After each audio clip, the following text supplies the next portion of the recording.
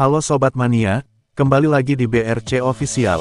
Ada kabar menarik nih mengenai lolos ke semifinal ASEAN Club Championship ACC 2024/2025. PSM Makassar pastikan mendapat tambahan 3 pemain baru. 3 pemain yang direkrut di jendela transfer paruh musim, Joao Albertin Pereira atau Balotelli, Matheus Vieira da Silva dan Karel Rizalik, sudah bisa dimainkan. Sebelumnya, ketiga pemain ini cuma bisa menjadi penonton saat PSM Makassar berjuang di fase grup.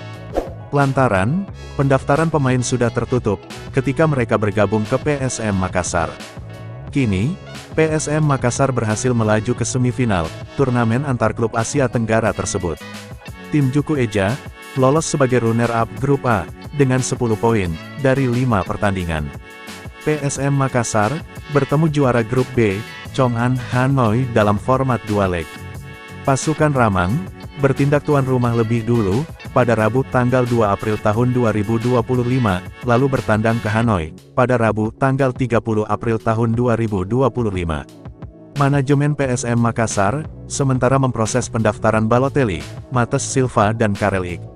Pendaftaran pemain telah dibuka dan akan ditutup 7 hari sebelum kick-off leg pertama semifinal.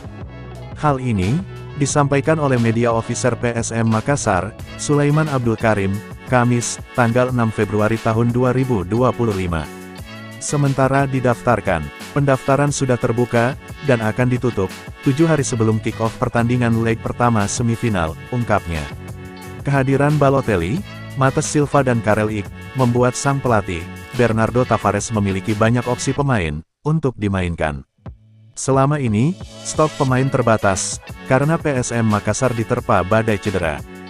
Hanya saja, juru taktik asal Portugal itu, perlu memilah lagi, pemain asing dalam daftar susunan pemain.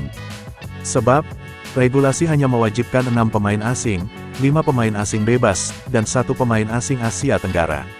Sementara PSM Makassar, tak memiliki pemain asing ASEAN, tak ayal, hanya 5 pemain asing bisa dimaksimalkan perannya.